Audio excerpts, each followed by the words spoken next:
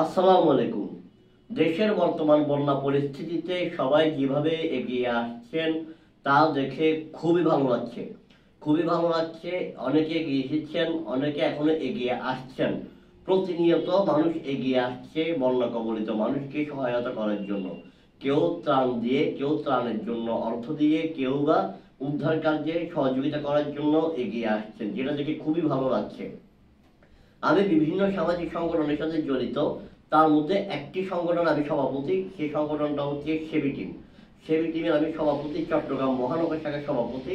সেবি টিমের পক্ষ থেকে ফেনী এবং কুমিল্লায় উদ্ধার কার্যে উদ্ধার কার্যের জন্য টিম পাঠানো হয়েছিল এবং খাবার সামগ্রী পাঠানো হয়েছিল।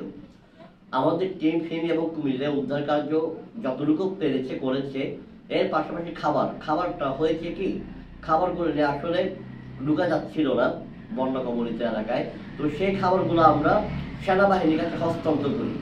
সেনাবাহিনীর কাছে হস্তান্তর করে আমাদের সদস্যরা ফেনী থেকে রওনা দিয়ে যায়, অর্থাৎ সেনাবাহিনীর মাধ্যমে ওই খাবারগুলো বন্যা কবলিতের মাধ্যমে পৌঁছে যাবে। এটা গত পরশুদিন রাতের ঘটনা বলছি, তখন অবস্থা আরো খারাপ ছিল। তো যেটা বলছিলাম, যে বন্যা কবলিত এলাকায় যে যার মতো এগিয়ে আসছে, এটা দেখে খুবই ভালো লাগছে। অনেকে তার একদিনের বেতন দিচ্ছেন, অনেকে তার অনেক অনেক কোম্পানির সদস্যরা তাদের একদিনের বেতন, অনেক জায়গায় অনেকে অর্থাৎ অনেকভাবে অর্থ সহযোগিতা দিয়ে সহযোগিতা করছেন। তো আমি চিন্তা করলাম যে এই জায়গা থেকে আমি একটা কাজ করতে পারি, সেটা হচ্ছে যে আমার মাসে টিউশন প্লাস কোচিং থেকে যে ইনকাম, আমার টিউশন প্লাস কোচিং থেকে যে ইনকাম তার 35%, তার 35% আমি এই বন্যা কবলিতদের জন্য বরাদ্দ করলাম। এর থেকেও বেশি করতে পারতাম, কিন্তু আসলে এর থেকে বেশি করলে হয়তো পরে আমি নিজেই চলতে পারবো না। তো 35% মানে 3/1 একটু বেশি, 3/1 করলে দাঁড়ায় 33.33 সামথিং, এরকম 33.333। তো এর একটু বেশি রাখার চেষ্টা করলাম। 35% এই অর্থ সম্পূর্ণ বন্যা কবলিতদের জন্য খরচ করা হবে। আর এর পাশাপাশি যেটা বলতে চাচ্ছিলাম সেটা হচ্ছে, আমরা ফেনী এবং কুমিল্লায় কাজ করেছি।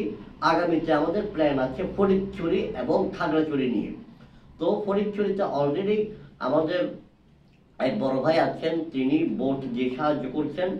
কারো বোট লাগলে তার ট্রেন নিতে নেওয়ার জন্য তিনি অনুরোধ করেছেন। তা এবং কি সেটা নিয়ে ফেসবুকেও পোস্ট দেওয়া হয়েছে, প্রচার করা হয়েছে। ফটিকছড়ি এবং খাগড়াছড়ির দিকে, বিশেষ করে ফটিকছড়ির দিকে ত্রাণ নিয়ে যাওয়া যায় কিনা এবং কি গেলে কতটুকু নিয়ে যাওয়া যায়, সেটা নিয়ে আমাদের একটা পরিকল্পনা চলছে। যেহেতু এখানে একটা ফান্ডিং এর ব্যাপার আছে, একটা মোটামুটি অ্যামাউন্ট কিন্তু লাগবে, হ্যাঁ। তো সেই জন্য আমাদের একটা পরিকল্পনা আছে। যদি আমরা যথেষ্ট ফান্ড কালেক্ট করতে পারি, যথেষ্ট ফান্ড যদি আমরা কালেক্ট করতে পারি, তাহলে আমরা নিজেরাই ত্রাণ নিয়ে যাওয়ার চেষ্টা করব। আর যদি যথেষ্ট ফান্ড কালেক্ট করতে না পারি, তাহলে আমরা এটা কারো মাধ্যমে পৌঁছে দেওয়ার চেষ্টা করব। কারণ যেহেতু যেহেতু ত্রাণ নিয়ে আপনার সব জায়গায় সবার যাওয়াটা সম্ভব হচ্ছে না। আর আপনার বেশি যদি পর্যাপ্ত জিনিস যদি নিয়ে যেতে না পারি, তাহলে বেশি জন গিয়ে তো লাভ নেই, হ্যাঁ।